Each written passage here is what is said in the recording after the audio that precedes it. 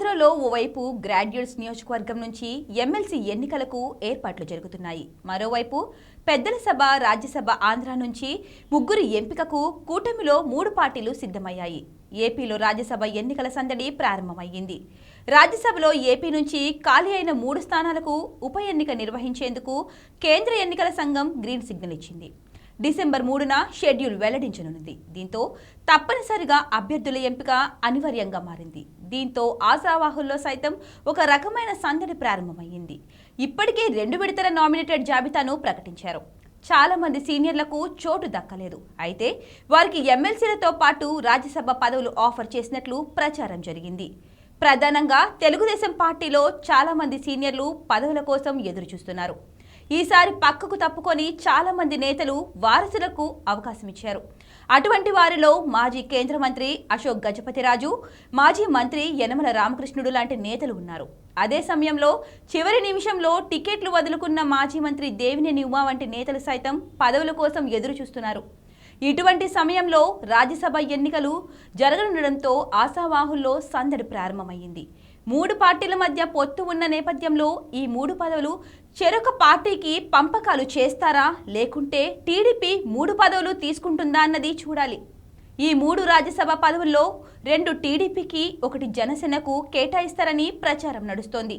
తెలుగుదేశం పార్టీకి సంబంధించి మాజీ మంత్రి అశోక్ గజపతిరాజు పేరు ప్రముఖంగా వినిపిస్తోంది.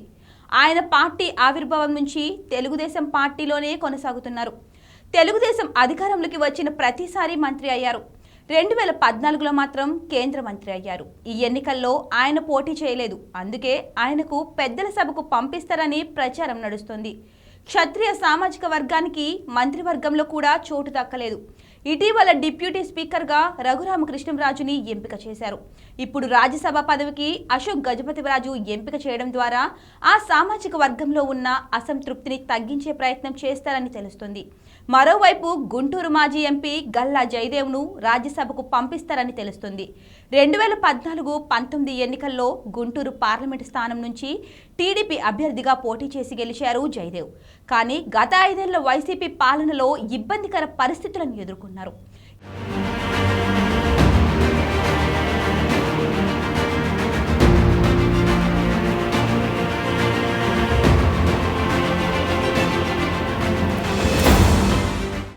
ఈ ఎన్నికలకు ముందు క్రియాశీలక రాజకీయాలకు దూరమయ్యారు. ఆయన అభ్యర్థన మేరకు గుంటూరు పార్లమెంట్ స్థానం నుంచి పెమ్మసాని చంద్రశేఖర్కు టికెట్ ఇచ్చారు. ఆయన గెలిచి కేంద్ర మంత్రి కూడా అయ్యారు. వాస్తవానికి ఈసారి జయదేవ్ పోటీ చేసి గెలిచి ఉంటే కేంద్ర మంత్రి అయి ఉండేవారు. రాష్ట్ర ప్రయోజనాల కోసం లోక్సభలో గట్టిగానే పోరాటం చేసిన ఘనత జయదేవ్కు ఉంది. అందుకే ఈసారి ఆయనను రాజ్యసభకు పంపిస్తారని తెలుస్తోంది. మరోవైపు జనసేనకు ఒక రాజ్యసభ పదవి ఇస్తారని తెలుస్తుంది. అదే జరిగితే ఆ అవకాశం మెగా బ్రదర్ నాగబాబుకి అన్నట్లు ప్రచారం నడుస్తోంది. ఎన్నికల్లో జనసేనతో పాటు కూటమి గెలుపు కోసం నాగబాబు కృషి చేశారు. కూటమి అధికారంలోకి వచ్చిన వెంటనే నాగబాబుకు మంచి పదవి అని ప్రచారం సాగింది. అయితే టీటీడీ చైర్మన్ పోస్ట్ విషయంలో నాగబాబు అంత సుముఖత వ్యక్తం చేయలేదు. దీంతో ఆయన రాజ్యసభ పదవిపై ఆసక్తి పెంచుకున్నారని తెలుస్తోంది. అధినేత సోదరుడు కావడంతో జనసేనలో కూడా ఎటువంటి అభ్యంతరాలు లేవు. జనసేనకు ఆ పదవి ఇస్తే మాత్రం నాగబాబుకు ఖాయమని తెలుస్తోంది. నాగబాబు రాజ్యసభకు ఎన్నికైతే జనసేన నుంచి తొలి ప్రాతినిధ్యం ఆయనదే. మరోవైపు టీడీపీ ఆవిర్భావం నుంచి రాజ్యసభలో ప్రాతినిధ్యం లేకపోవడం ఇదే తొలిసారి. అందుకే ఈసారి 2 రాజ్యసభ సభ్యులను పంపించి టీడీపీ వాయిస్ను వినిపించాలని చేస్తుంది హైకమాండ్. మరోవైపు బీజేపీ సైతం ఏపీ నుంచి రాజ్యసభ సీటు అడిగే అవకాశం ఉంది. అయితే మున్ముందు రాజ్యసభకు అవకాశం ఇస్తామని, ఈసారి మాత్రం టీడీపీ జనసేనకు విడిచిపెట్టాలని ఆ 2 పార్టీలు కోరినట్లు తెలుస్తోంది.